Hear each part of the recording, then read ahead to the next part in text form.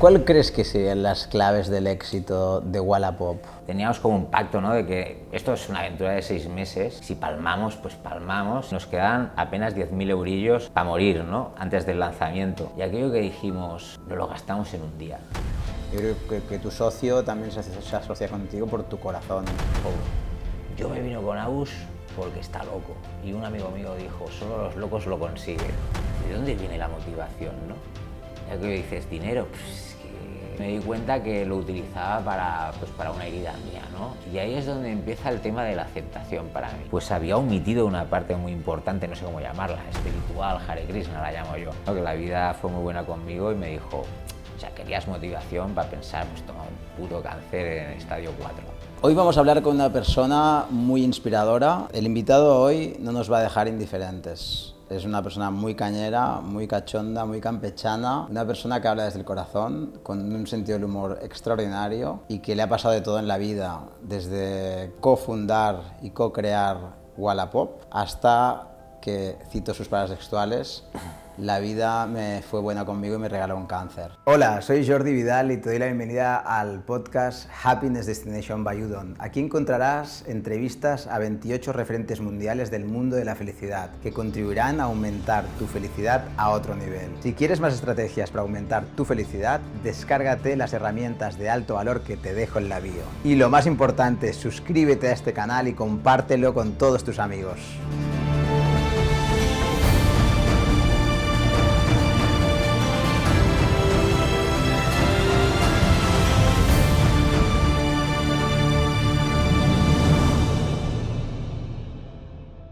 Hoy vamos a conocer a Agus, que es como le gusta que le llaman, Agus Gómez. Bienvenido. ¿Qué tal, Jordi? ¿Nos puedes explicar, Agus, quién es Agus? ¿Quién soy yo? Pues soy un tipo de Hospitalet, ¿no? Que me gusta mucho decirlo, ¿no? Me siento muy de ahí. O sea, es un barrio de los extrarradios de Barcelona, ahí lleno de inmigración en aquellos tiempos, ¿no? De andaluces y maños y toda esta gente. Y yo vengo de ahí, ¿no? De una infancia muy feliz, de estar por las calles, ¿no? Hacer un poco el garrulete como se hace en Hospital. Y una persona pues que siempre muy inquieta, desde muy crío muy inquieto, muy cabezón, muy esforzado, ¿no? Me esforzaba mucho por estudiar, por el deporte, por todo, ¿no? La vida pues me llevó pues a, yo qué sé, pues a estudiar telecos, es la carrera menos vocacional del planeta, ¿no? O sea, en el fondo yo quería ser cantador flamenco, torero, pero no le veía, no le veía el valor, tío, ni me dieron voz, ¿no? Entonces, aquello que vas viendo que se te da un poco bien, las ciencias, las mates, no sabes por dónde tirar, tal, y dices, va, telecos, que es difícil, ¿no? Que entonces por aquellos tiempos yo estaba un poco subidito ahí y digo, esto es difícil, esto es para mí, ¿no? Y a partir de ahí, tumbos, ¿no? En la vida, ¿no? Me fui a Suiza, muy jovencito, ahí empecé a tocar maquinitas, a programar, a hacer cosas de vídeo. Acabó esa temporada y me metí en consultoras, ¿no? Fue como hubo el petardazo de las .com, la crisis aquella, ¿no? Los telecos ya no valíamos para nada, ¿no? Nos metimos ahí todos en consultoras, ¿no? Yo estuve mucho tiempo en consultoras americanas, un poco sin tomar muchas yo las decisiones de mi vida, ¿no? Iba siguiendo como un flow, ¿no? Hacia donde veía que iban mis amigos y tal. Y hasta que pues, una buena crisis existencial a los 33 pues me dio por montar Wallapop, ¿no? Este sería un poco el resumen de mi vida, un tío normal. Bueno, yo creo que todos recordaremos aquellos anuncios ahora intempestivas en la tele del perro salchicha que salía por ahí saltando y los anuncios de Wallapop que se hacían a todas horas y tal. Sí. Y recuerdo algo que leí que me hizo mucha gracia, que es la primera vez que salisteis en la tele, en un anuncio, que fue en un programa de tele en Locampos por la mañana, eso de las 10 de la mañana, estáis en un chino con tu colega, con tu amigo, con David, y la liasteis un poco, ¿no? Me parece que montasteis un buen festival aquel día. Sí, eran los principios, ¿no? En los principios todo es muy bonito, ¿no? Y éramos muy poquitos todavía, que seríamos 10 personas o algo así. Y ya estábamos petando muy fuerte, ¿no? O sea, desde el principio de Wallapop tuvimos la gran suerte, ¿no? Que eso que se llama el palabra market fit, ¿no? Que lo que has hecho merece la pena. Los dioses nos lo dieron enseguida, ¿no? Y ya funcionaba muy bien y nos vinimos para arriba y dijimos, venga, vamos a hacer tele, ¿no? Con toda la ilusión, ¿no? Que nunca habíamos hecho. Incluso el spot lo rodamos con unos amigos que luego se montaron una productora, ¿no? Era todo así como muy de andar por casa Y también en la tele hicimos una cosa que una vez más se le pone palabras, ¿no? En mi sector a todo se le pone palabras súper complicados, le llamamos Media for Equity, que al final simplemente consiste en darle un cacho de tu empresa pues a la tele, ¿no? Para que te den un poco los espacios sobrantes estos que tienen un poco morrayita, ¿no? Y entonces nosotros la primera campaña la hicimos en programas matutinos de marujas, tal, que a mí me mola mucho, yo soy muy fan de todo esto, ¿no? Y el primer spot salió en el programa de la Campos, ahí. Nos fuimos a un bar de chinos, todo el equipo, tal, y cuando salió el spot, tal, o sea, pegamos un festival alucinante, ¿no? Fue muy simbólico y la empresa se catapultó, sí. ¿Cuál crees que serían las claves del éxito de Wallapop? O sea, las claves del éxito no existen, ¿no? O sea, yo no...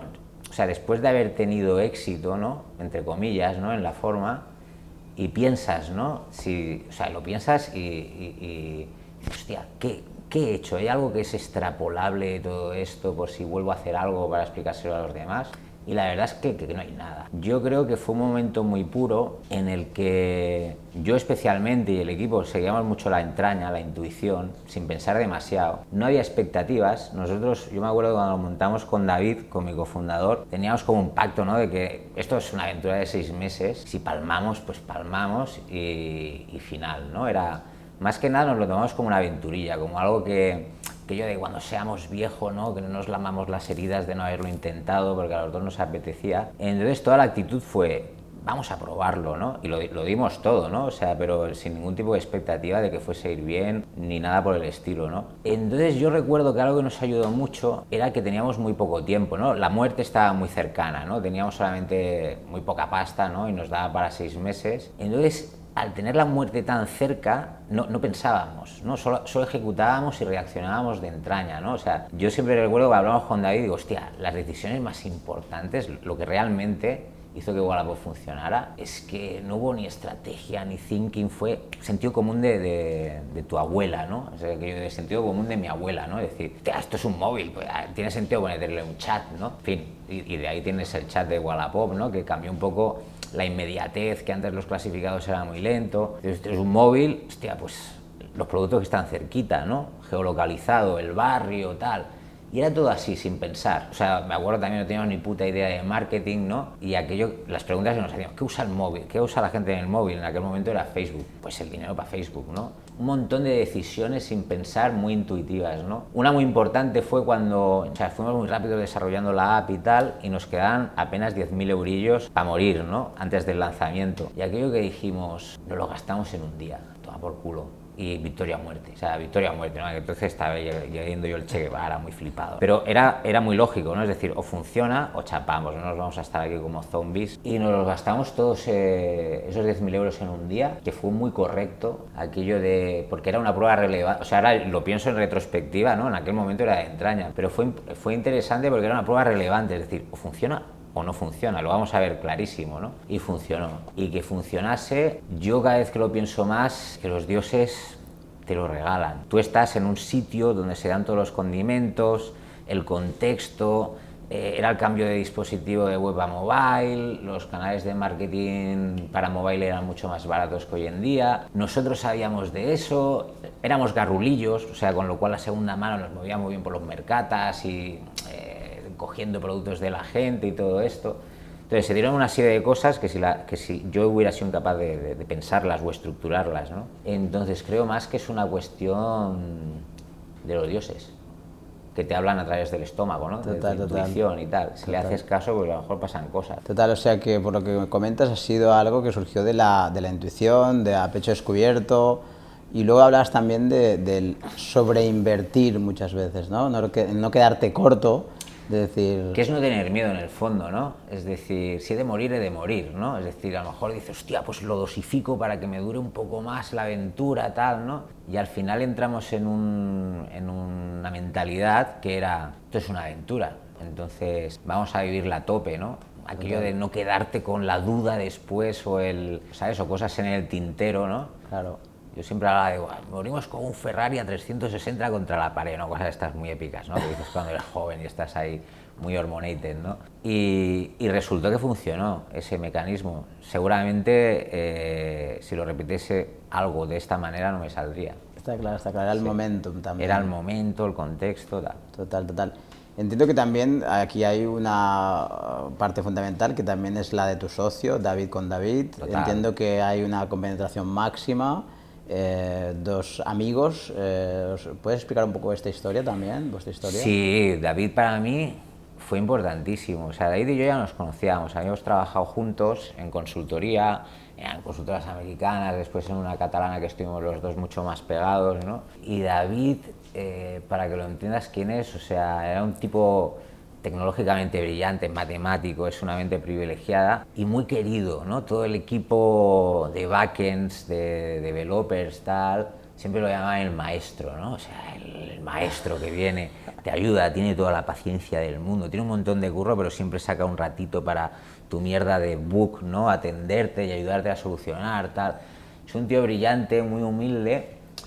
Y antes de hacer Wallapop nosotros ya habíamos hecho algunos proyectos muy chungos y nos habíamos compenetrado, ¿no? Yo era como el loco de la pareja, ¿no? El que tiraba para adelante, el que, yo qué sé, ganaba un proyecto en una gran corporación que decíamos que teníamos un equipo de 100 y éramos él y yo, y un becario, ¿no? Y yo le había visto ya hacer cosas increíbles, entonces él a mí me daba mucha seguridad. Claro. Es decir, tener alguien así a mi vera en esta aventura me da mucha seguridad. Y cuando yo decidí que lo hacía, me sorprendió mucho, ¿no? Porque yo le dije, ¿por qué no te vienes conmigo? Pero sin esperanzas. Aquello de sin ninguna esperanza de que me dije que sí, ¿no? Porque tenía un crío, su mujer estaba embarazada de otro crío, ¿no? Yo pensaba que él era un poquito más tradicional, que iba a seguir un camino más de consultora, de tu curro, y me flipó, me sorprendió diciéndome que se venía. Y eso a mí, o sea, me dio la seguridad que yo necesitaba para tirarme a la aventura de verdad, con alguna garantía, con alguna probabilidad, ¿no? Y fue ese tándem que hemos hecho siempre, que es riesgo, solidez, ¿no? O sea, yo tiro para adelante, el PAM hace que las cosas pasen, ¿no? Y ha habido una tensión buenísima entre los dos siempre. Total, ha habido ese balance, ese equilibrio que se necesita también. Sí, nos hemos odiado, él porque me frenaba y yo porque le empujaba, ¿no? Yo me acuerdo un día cuando hacíamos tele que me decía, no están preparados los servidores. Digo, buah, si peta todo es el mejor problema que tenemos para resolver. Bueno, yo siempre le hacía estas manipulaciones, el tal, pero siempre hemos tenido un equilibrio muy bueno, ¿no? Entre tirar para adelante y no suicidarnos, ¿no? Total, total, qué bueno, qué bueno. Oye, y si tuvieras que recordar de toda esta historia de tu vida, de Wallapop, algún momento, pues algún hito, algún momento épico que recordaras, que nos quisieras compartir ahora, que te viene a la cabeza. Bueno, hay muchos momentos, ¿no? Pero uno emocionalmente muy intenso, ¿no? Para lo bueno y para lo malo, ¿no? Fue cuando ya se me fue la olla del todo, ¿no? Y dijimos, vamos a lanzar en Estados Unidos, ¿no? O sea, era como, o sea, fue la carrera de Wallapop fue rapidísima, ¿no? O sea, lanzamos en 6 meses en España, en menos de 9 meses ya estábamos en Francia, en Inglaterra, o sea, era una velocidad demasiada, ¿no? Y en menos de 1 año y medio nos posicionamos y yo pensé, vamos a Estados Unidos, ¿no? Y para ir a Estados Unidos se necesita mucho dinero, ¿no? Porque es consumer goods, es marketing de consumidor final, ¿no? Que consume mucho dinero. Y yo recuerdo un momento en el que, a la épica, que lo hacíamos todo, ¿no? Yo dije al equipo, hostia, ponedme número 1 en Estados Unidos que me traeré 100 millones, ¿no? Era algo así muy simbólico, ¿no? Porque nosotros hacíamos una estrategia muy cutre, muy de sentido común de la abuela, ¿no? Que era, para levantar dinero, por ejemplo, yo decía, yo hablo inglés como el puto culo, ¿no? Soy de Hospi, esto de Wallapop es un mercadillo de mierda, ¿no? Entonces, si yo quiero levantar dinero en Inglaterra, ¿yo qué hacía? Ponía Wallapop número 1 en todos los rankings, ¿no? Se genera mucho buzz, mucho PR y entonces los fondos de capital riesgo, pues escuchaban la historia. Pues hicimos la misma estrategia en Estados Unidos, que era, vamos a ponernos número 1 para que cuando yo aterrice en Estados Unidos pues tenga acceso fácil, ¿no? A conversaciones con los fondos, pero claro, ya era jugar a una liga, ahí estás tocando, ahí yo toqué los límites de todo lo que podía tocar, ¿no? Tanto de gloria como de aguante de tensión. Tú imagínate que a lo mejor ponerte número 1 en Estados Unidos en iOS y en Android pues podría llegar a costar, yo qué sé, 1 millón al mes, ¿no? Entonces, pero claro, hacíamos esa estrategia para levantar el dinero que luego necesitaríamos para lanzar de verdad, ¿no? Entonces empezó, ahí fueron como 4 meses de gloria, sufrimiento, todo mezcladísimo, ¿no? Se me atragantó, no acababa de conseguir levantar el dinero, me estuve por todos Estados Unidos, el equipo lo dio todo, estaba Wallapop número 1, ¿no? Y mi consejo de administración, ¿no? Con una tensión salvaje, ¿no? Porque claro, esa estrategia iba consumiendo caja y no se acaba de materializar. Yo muy cansado, pues tampoco daba feedback a nadie, iba ahí como un pitbull a conseguirlo, ¿no? O sea, el rollo suicida. Y lo conseguí in extremis. Me acuerdo un día en Silicon Valley, en un resort de estos de lujo, tal, un tío que comía mucho salmón, que no diré quién es, ¿no? Pero me dijo, aquí tienes el cheque, ¿no? Pero al límite, o sea, nos quedaba un mes de caja y ya la tensión era insoportable, ¿no? Y yo recuerdo ese día muy bonito de salir de ese sitio, ¿no? Yo estaba solo ahí, tal, me fui a fumar ahí como un loco, había como una especie de polígono al lado del resort digo, hostia, esto es como hostia, tío. Yo me sentía ahí como en casa, ¿no? Esto es como hostia, ahí fumando. Digo, ya, llamo a mi abuelo, tío, llamo a mi abuelo y le digo, ya yo, coño, lo he conseguido, que me han dado un montón de pasta, tal. Y aquello de mi abuelo se la sudaba, ¿no? O sea, decía, abrígate, hijo mío, me alegro por ti, hijo mío, abrígate, que estábamos a 40 grados, ¿no? Ese día fue tan simbólico, ¿no? O sea, que yo de decir, ¿qué coño estoy haciendo, ¿no? O sea, me vino a la cabeza, ¿qué coño estoy haciendo? ¿En qué movida me estoy metiendo? Y recuerdo ese día, después de... O sea, volví a Barcelona, ¿no? Después de haber estado 3 meses ahí dando vueltas por Estados Unidos. Llegué a la oficina, claro, todo el equipo había seguido toda la película, ¿no? Tal, una ovación ahí de todos ahí, y yo estaba muerto. O sea, no sentía nada, ahí me rompí. Me acuerdo que estuve un mes que me dio un quiebro total, o sea, yo creo que había aguantado más tensión de la que podía digerir, y estuve un mes que no era capaz de hablar en público, yo que siempre muy desenvuelto, ¿no? Animando a mis tropas y tal, estuve un mes roto. Y ese fue el momento más alto, ¿no? Y el que para mí sería el principio del final mío en Wallapop. O sea, ahí empieza ya un poco, ya hay algo que cambia, ¿no? Algo que se rompe en ti. Hay algo que se rompe, no lo entiendo todavía, pero hay algo que se rompe. Sí, aquello de esa persecución de la gloria, ¿no? Yo me di cuenta después que en el fondo, al final, a veces te preguntan, ¿no? ¿De dónde coño sacas la energía para casi suicidarte trabajando, ¿no? ¿De dónde viene la motivación, no? Ya que dices, dinero, pues que, o sea no desprecio el dinero, ¿no? Pero en ningún momento estuvo en mi cabeza el dinero. Ni la reputación, ni el estatus, ni nada de eso. Y he sido coherente con esto porque nunca me ha gustado salir en sitios ni historias. Es decir, yo estaba ahí currando y me di cuenta que lo utilizaba para una herida mía, ¿no? O sea, la energía venía ahí de algo muy profundo mío que quería la gloria. Y Estados Unidos para mí significó eso, ¿no? Y también darme cuenta que eso no se acaba, el ansia de gloria, ¿no? Sino que simplemente es una ansia incorrecta, ¿no?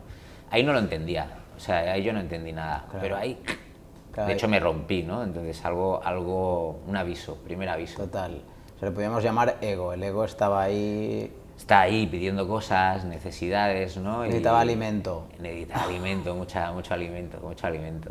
Y entonces ahí, a partir de ahí, que ya rompes, punto de inflexión, ese mes que vuelves, entonces ahí empiezan a cambiar cosas y ahí empieza un poco ya ese nuevo Agus, ¿no? Porque han sucedido cosas que antes no habían sucedido, te ves un poco desde fuera. No, entonces... no hay un nuevo Agus ahí, yo ahí no entiendo nada, simplemente mi cuerpo me va avisando, ¿no? Vale. Me pego un bajón mental. Después la estrategia de Estados Unidos, de alguna manera el Consejo no me deja, ¿no? Porque no me deja ejecutarla tal como nosotros habíamos pensado, que era, sin entrar en detalles, telenacional, etcétera, ¿no? De hecho, de alguna manera pues me obligan a rodearme, ¿no? De gente que conoce Estados Unidos, pero ya no es el mismo flow, ¿no? Yo ya no me siento protagonista, no me siento en la aventura que yo quería hacer, ¿no? Y ahí un poco yo me voy desconectando un poco de Wallapop. Entonces también nos compran la parte de Estados Unidos, ¿no? Hay mucha competencia y nos compran y para mí, con mi ansia de gloria, yo quería pelear hasta el final, ¿no? Digo, hostia, ¿cuándo vamos a fusionar? Un poco infantil, ¿no? Que era lo racional que había que hacer en aquel momento, pero yo ya empiezo ¿sabes? Nada me cuadra ya, ¿no? Y me empiezo a desengorilar, ¿no? de la película. Vale. Y cuando nos compran la parte de Estados Unidos, ¿no? Primero nos fusionamos, luego nos compra un grupo de estos gigantes, Naspers, ahí ya es como el final de mi etapa. Entonces ahí ya te vas diluyendo un poco de lo que sería la aventura de Wallapop y a un momento que ya decides salir de Wallapop, entiendo.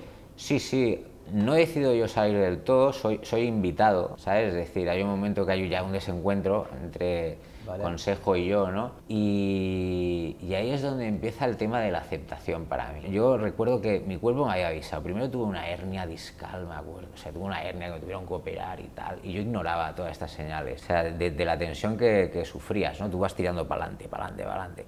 Luego, ¡pam! O sea, un bajón después de Estados Unidos, de tanta tensión, ¡pam! Me pegó un bajón mental, ¿no?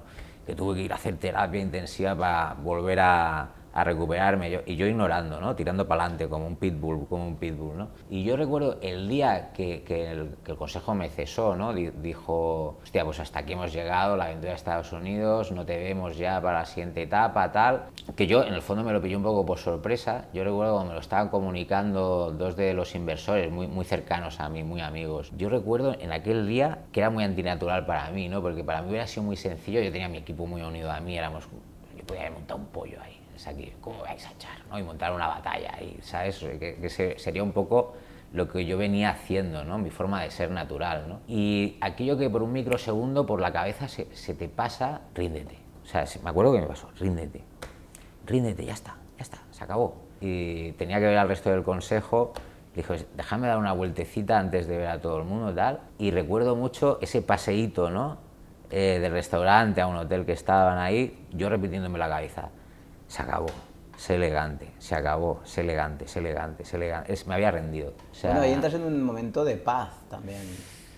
De aceptarlo, ¿no? Que la etapa se había acabado, o sea, pero esto ya te digo, son milésimas de segundo, ¿no? Que dices, para mí eso es uno de los momentos en mi vida que significa la aceptación, ¿no? Total.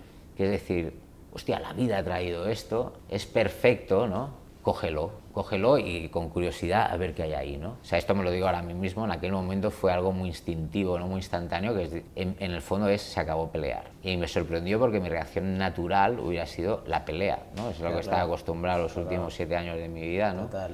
Ahí es el primer experiencia vital que yo tengo que es la aceptación, y lo que dices tú, ¡wow!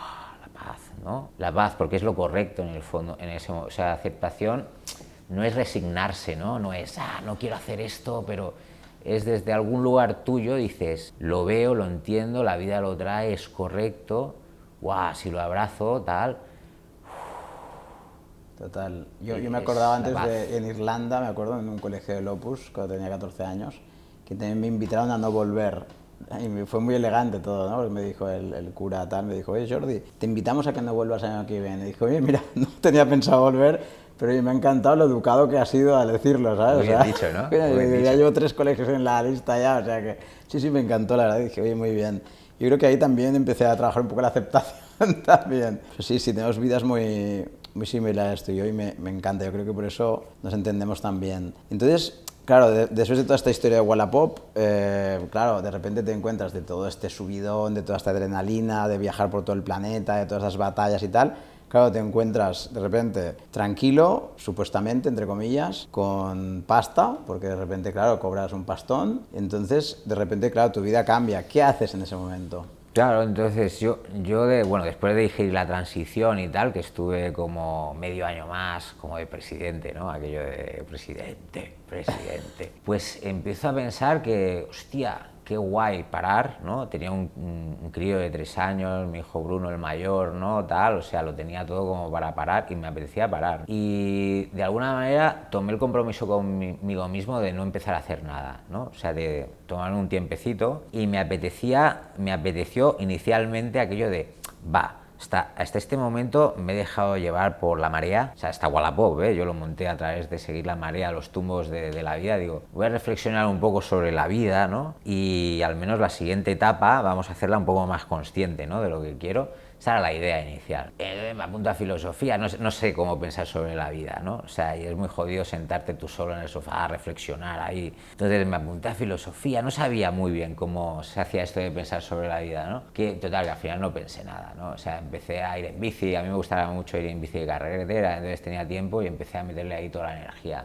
me entrenaba como para hacer el Tour de Francia, ¿sabes? O sea, metí ahí toda mi energía, no pensé absolutamente nada, pero había como un run run de fondo de, coño, aprovecha este momento que es un momento de calma, antes de liarte en no sé qué mandanga que te vayas a liar, ¿no? O sea, piensa, ¿no? Y no lo hacía. Y entonces ahí es cuando tú lo has dicho antes, ¿no? Que la vida fue muy buena conmigo y me dijo, o sea, querías motivación para pensar, pues toma un puto cáncer en estadio 4.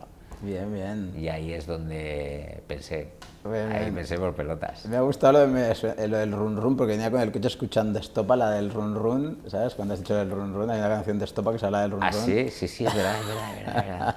Y bueno, entonces de repente la vida te regala un cáncer y ahí viene ya como es que si lo de la aceptación, ya lo te estamos explicando, los dioses te están diciendo, oye, va de esto la película y no te ha quedado claro del todo, toma el cáncer para que lo acabes de pillar, porque la vida es un poco eso también, supongo. Sí, sí. O sea, a todo lo pasado, ¿no? Te das cuenta que era perfecto para mí. En ese momento algo chungo de verdad, porque había ignorado muchas señales, ¿no? Vitales y del cuerpo y mentales de parar, ¿no? Yo ya para adelante sin pensar, ¿no? O sea, rollo, ya muy toli, ¿no? O sea, me costaba mucho leer, ¿no? Lo que la vida me estaba trayendo. Yo iba a mi rollo con mi control, ¿no? Yo esto es lo que quiero, voy para allá, voy para allá. Y ahí sí que con algo así, ¿no? Que es muy tabú, un cáncer tal, ¿no? Que acojona, que simboliza la muerte en un estadio muy avanzado, ¿no? Pues no hay otra, ¿no? Y hablando de la aceptación, ¿no? Para mí el momento más simbólico de mi vida de la aceptación fue con el cáncer. Me acuerdo el primer día, antes de que me dijese el médico nada, yo fui porque me picaban las piernas, no estaba ni mal, ¿no? Estaba un poco cansado y tal.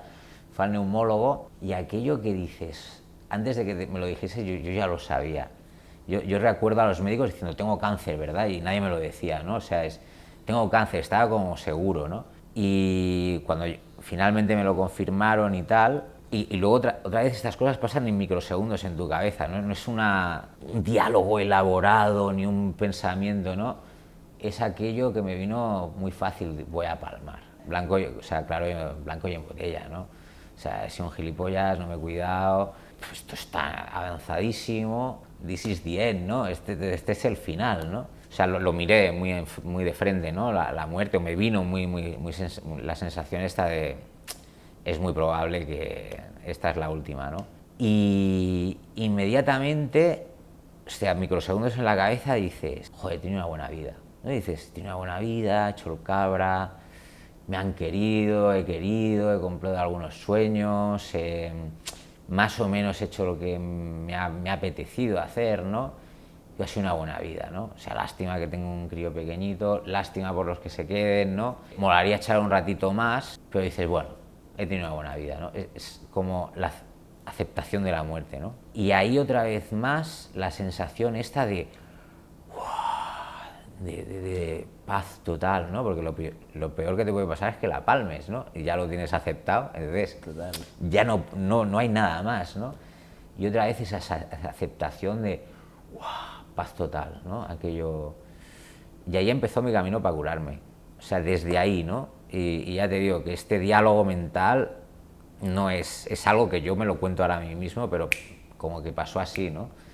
Si tiene una buena vida, este es el final, bueno. Y ahí empezó pues mi camino que me petó la cabeza con la espiritualidad y todo esto, con el que yo afronté el cáncer, ¿no? Sí. Claro, ese momento yo creo que es muy importante para que lo escuchen nuestros seguidores, creo que es clave además entender, porque creo que hay poca gente que lo va a entender, que hay un momento que de repente te cambia la vida porque una situación que de repente te cambia todo este tema del cáncer y tal. ¿Nos lo podrías explicar? Sí, sí, sí. O sea, después de ese momento, para mí el más importante, que fue aceptar que la palmaba, ¿no? Viene el siguiente momento que dices, miras a tu hijo pequeñito y tal, y dices, hostia, venga, vamos a echarle un poquito de ganas de esto para vivir, ¿no? Y yo, que soy ahí muy metódico, tal, empecé a ver todo lo que se podía hacer, ¿no? Pues eso, cuidarte un montón, tal, alimentación, pim, pam, toma gasitos, ¿no? Y hubieron dos personas muy importantes en todo esto, ¿no? Que a veces la vida siempre es buena, ¿no? Dices, uno es mi notario, ¿no? Que fíjate, toma que cojones, ¿no? Que mi notario que había estado en la ronda de financiación de Wallapop, tal, nos habíamos hecho muy amigos, ¿no? Es un tío muy cercano, muy cachondo y tal. Que el tío se tomó como, y siempre se lo agradeceré, ¿no? se lo tomó como una misión personal el venir todas las semanas conmigo a darme energía positiva y tal. Y me dio un primer libro, ¿no? Que me lo estaba enseñando antes tú, que es Deja de ser tú. Ya no me acuerdo el autor, pero... Sí, Joe Dispenza.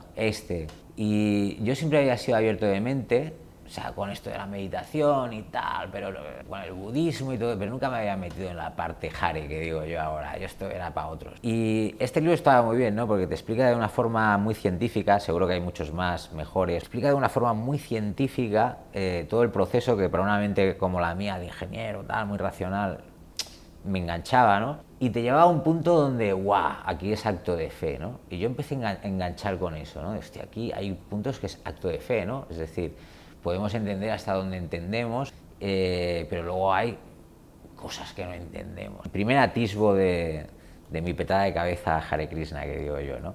Pero la más importante fue mi hermana, ¿no? Yo un día estaba muy jodido ya, todavía no me había hecho quimios ni nada, y lo tenía aquí en el pecho y no podía respirar y tal. Y también leí por ahí que el Reiki, estas cosas, ¿no? De energías con las manos curativas, pues o sea, hacía mucha gente que tenía cáncer. Y probé, digo, estaba en Poplano y había un tío a 2 calles de donde yo vivía, digo, voy a hacerme una sesión, daño no me hará. Y fui ahí, Dani se llama, que ahora somos muy amigos, un brasileño, ¡guau!, toda la casa llena de arcángeles, de vírgenes, digo, me cago en la puta, tío, va de retro Satanás, ¿no? Tal. Un tío súper majo ahí, me da la fe, ¿qué tal? Me pone las manitas, tal, salgo de ahí y digo, bueno, daño no me ha hecho, ¿sabes? Es decir, no sé qué será esto, pero total, que se lo explico al día siguiente a mi hermana, le digo, hostia, yo fui a hacer Reiki y tal. Mi hermano, no me jodas, llevo toda la vida formándome en esto, tal, no sé qué, y no te lo decía para que no pensaras que estoy loca y tal. O sea, hay que entender que mi hermana y yo, pues no teníamos una relación muy cercana, ¿no? Nos llevamos muchos años, yo me fui temprano de casa, tal, no sé cuántos, ¿no? Y ella me tenía como el hermano mayor, tal, de Wallapop y tal, muy chungo, y ella tenía como esos reparos conmigo, ¿no? Y entonces cuando yo le dije que había hecho Reiki, ¡guau! Hostia, pues conozco una tía que es la que me ha formado a mí, tal, y mi hermana además era enfermera en el oncológico, donde a mí me iban a tratar, ¿no? Entonces por primera vez yo me dejaba cuidar, ¿no? Mi hermana por primera vez, ¿no? O sea, tío, ahí tan chungo que parecía yo, ¿no? Me cuidaba y a mí me gustaba, y me llevó una chica, Sonia, majísima, ¿no? Que me ponía las manitas y aparte me cogía la mano y me decía cosas que tenían los dioses para mí, ¿no? Que lo llaman canalizar, tal. Hostia, yo flipaba y lo clavaba la tía. Hostia, y ahí como que fue un proceso muy natural, muy gradual, en el que, ¡guau!, me empecé a abrir y a pensar que sí, que es verdad, que esto, que no todo es... O sea, mis primeros 40, 39 años, ¿no?, cuando yo tenía el cáncer, pues había omitido una parte muy importante, no sé cómo llamarla, espiritual, Hare Krishna la llamo yo, la parte Hare del mundo, ¿no? La parte intangible, la que no entiendes, ¿no? Y ahí empecé a conectar con todo esto, ¿no?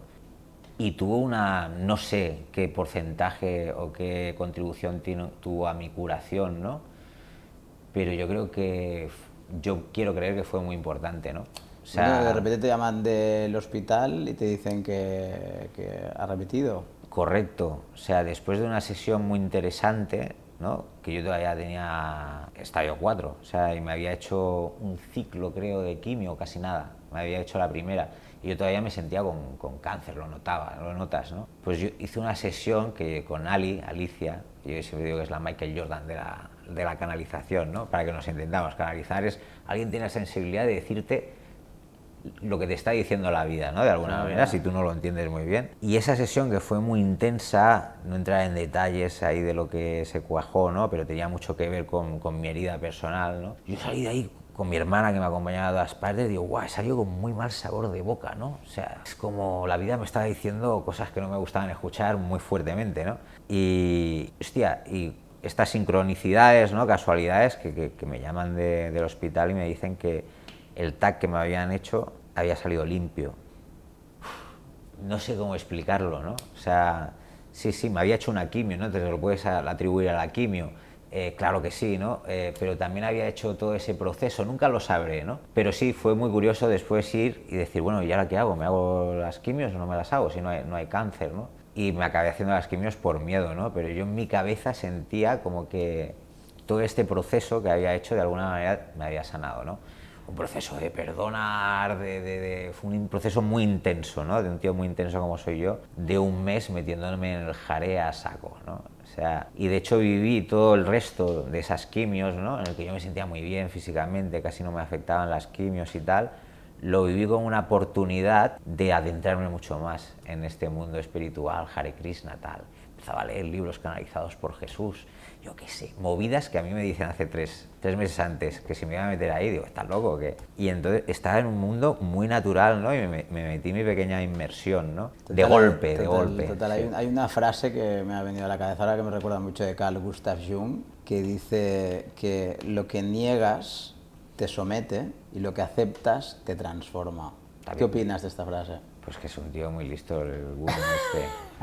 Es verdad, al final, hablando de la aceptación, ¿no? Que es algo que a mí se me ha quedado de mi proceso de vida. Muchas veces la cago, ¿no? Porque al final todos tendemos al control, ¿no? O sea, y yo especialmente soy una persona muy controladora, ¿no? Que quiero que las cosas salgan de la manera que yo quiero, al ritmo que yo quiero, ¿no? Sobrepiensas, intentas tener controlado tu entorno, ¿no? Y al final lo que te das cuenta de verdad es que lo que tenga que suceder va a suceder y es perfecto, ¿no? Y toda esa pelea que tú tienes con la vida, con el universo, que es que las cosas sean como tú quieras, no tiene sentido, porque al final van a ser como tienen que ser, ¿no? Total. Y que la mejor opción es aceptarlas, no resignarse, ¿no? Es aceptar que esto es lo mejor que me puede pasar en este momento y mirar con curiosidad a ver qué te trae, ¿no? Porque a lo mejor te trae algo que no tenías previsto, que es lo ideal para ti y tal. Total. Yo intento vivir así, que no siempre lo consigo, porque siempre tienes la parte controller tuya, ¿no? Queriendo que las cosas sean de tu manera, ¿no? Y sí, y por eso lo de que aceptar las cosas te transforma, porque cuando aceptas un camino que no te esperabas, tal, seguro que te trae cosas que no te esperabas tampoco, ¿no? Porque cuando tú controlas, en el fondo lo que haces es repetir lo que ya sabes, ¿no? Porque controlas con el pasado, ¿no? Dices, he hecho esto en el pasado, lo proyecto para el futuro, con lo cual, ¿qué va a pasar? Más de lo mismo. Total. Ahí hay difícil transformación. Total. Y ahora, ¿cuál es tu propósito en la vida actualmente? O sea, mi propósito de hace tiempo es simplemente vivir, que como que me ha costado mucho, me sigue costando. Vivir simplemente, es decir, sin expectativas, sin historias, aprender a disfrutar pues, de las pequeñas cosas que son muy buenas a mi alrededor. Yo tengo un bebé que es maravilloso, tengo un crío pequeñito, tengo una mujer fantástica, mis padres tienen salud, ¿no? Tengo amigos interesantes, ¿no? Y esta pelea mía de vivir eso y no pensar, hostia, necesito un reto, necesito crear no sé qué, necesito ponerme mi zanahoria. Entonces, esta es la pelea que yo he tenido conmigo mismo los últimos años, ¿no? Es decir, está bien hacer cosas, está bien, yo soy activo, soy inquieto, necesito construir cosas, hacer cosas, ¿no? Pero sin meterle esa expectativa, ¿no? Es decir... Que fluya todo. Que fluya todo y esta es mi pelea, es simplemente vivir, ¿no? O sea... Me gusta mucho lo de vivir porque justo antes de venir a la entrevista te he enviado por WhatsApp una canción que estaba escuchando en el coche también, que se titulaba Vivir.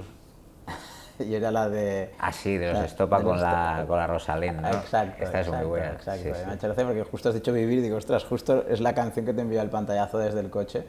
Y me ha hecho gracia cuando me preguntabas por dónde dejar la bicicleta. Mira, para es buena banda sonora para esta entrevista. Será nuestra banda sonora. Oye, otra pregunta que te quería hacer.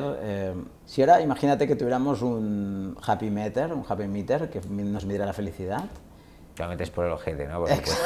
Exacto, el detectores ahí, se te mete por los pliegues, ¿no? Exacto. Entonces de repente te dice, Agus Gómez, del 0 al 100, estás ahí, en esa puntuación. ¿Cuál crees que sería tu puntuación actualmente? En respecto a la felicidad. Sí.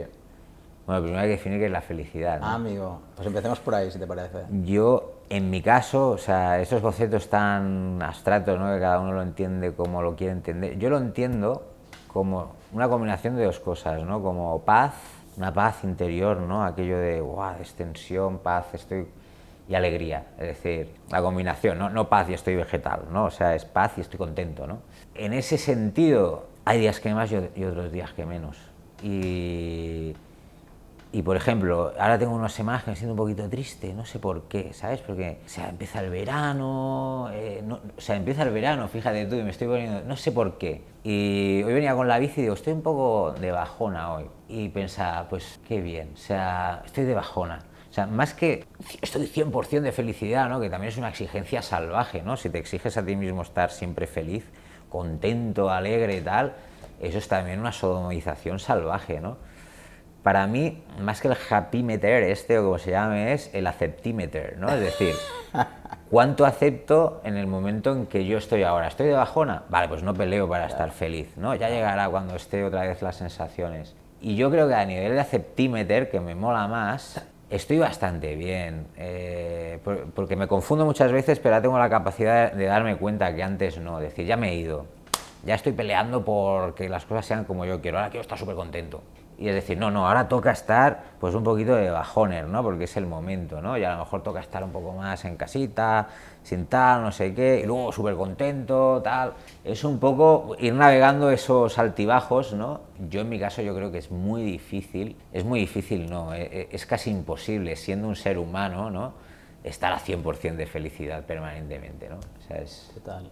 yo lo enfoco más a aceptar como estoy. ¿Por qué te gustaría ser recordado o que te recordasen? Yo esto siempre lo digo. O sea, me gustaría que dijesen, cuando yo la palme, fue un buen tipo. Sin más, ¿eh? Sin más historias. Pero para mí es algo muy importante ser un buen tipo, ¿no? Aquello de, fue un buen tipo. Que cada uno interprete lo que significa eso para él, ¿no? Pero me gustaría dejar ese buen recuerdo, ¿no? Que la gente que yo haya tratado, ya haya tenido pues una conexión más profunda, ¿no? Se acordasen de mí pues con cierta alegría, ¿no? Fue un tipo majo. ¿Crees que existen diferentes niveles de conciencia? Sí, otra vez más el término, ¿no? Que es la conciencia, ¿no? Son términos que ahí en el mundo jare ahí tenemos este hándicap general que es el argot, ¿no? O sea, es muy difícil de interpretar. Yo, una vez más, mi visión personal de qué es la conciencia es bastante sencilla. Ser consciente al final es darse cuenta, ¿no? Es darse cuenta, ¿no? Cuando no eres consciente o no tienes conciencia, no te das cuenta, ¿no?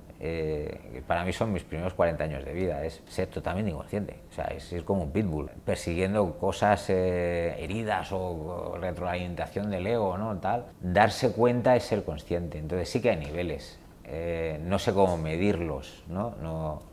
O sí que hay fuentes, por ejemplo, esto de las calibraciones del Hawkins, ¿no? Que tiene un mapa de la conciencia que calibra del 1 al 1000, ¿no? Cuán consciente eres, ¿no? Pero no creo que vaya de números ni de niveles, sino simplemente es estar atento para darse cuenta. Darse cuenta que te trae la vida todo el rato que está aquí, ¿no? No sé si te he respondido muy bien. Sí, sí, me respondí perfectamente. Si tú tuvieras que, dentro de la escala de Hawkins, lo utilizáramos como un medidor de la conciencia, ¿dónde crees que podrías estar tú ahora? A ver si me acuerdo de la escala esta. Esto, decían que por debajo de 200 es supervivencia, ¿no? Estás ahí jodido, tal. Yo creo que estoy por encima de la supervivencia.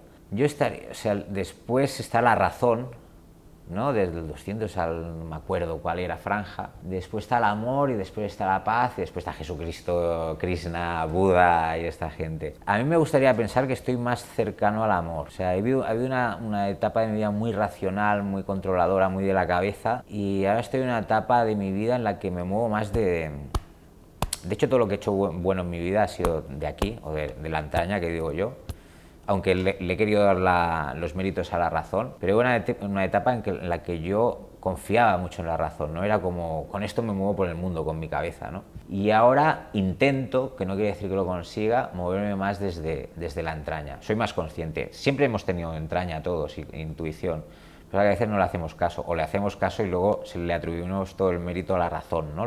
Te lo explicas a posteriori. Yo creo que me gustaría estar en esa franja.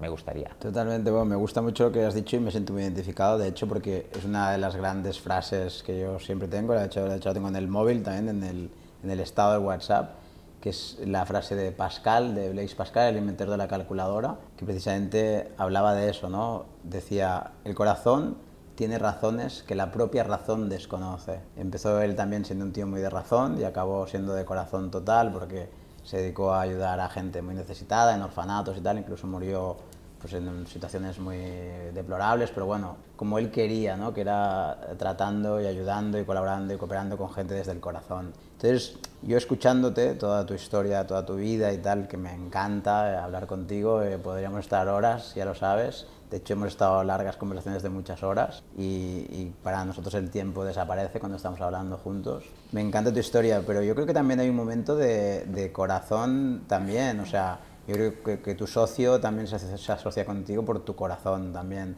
O sea, eres un tío que utiliza la razón, que eres un tío de telecos, que sí, que hay mucha razón por ahí, pero tú haces muchas cosas desde el corazón, te lanzas a muchas aventuras desde el corazón y vas a pecho descubierto. Y yo creo que David también, eso también lo interpreta en ti y yo creo que también has funcionado mucho con el corazón. Lo que pasa es que quizá lo tenías un poco tapadito. Se lo tendrías que preguntar a él. Él dijo una cosa muy bonita cuando el último día mío en Wallapop, ¿no? Que me hicieron una fiesta, trajeron unos mariachis, tal, no sé qué, tal.